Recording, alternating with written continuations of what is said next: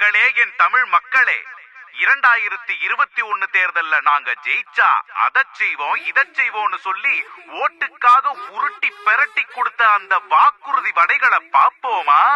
அது என்ன வடை? ஓ, அந்த சுடல சுட்ட வடையா?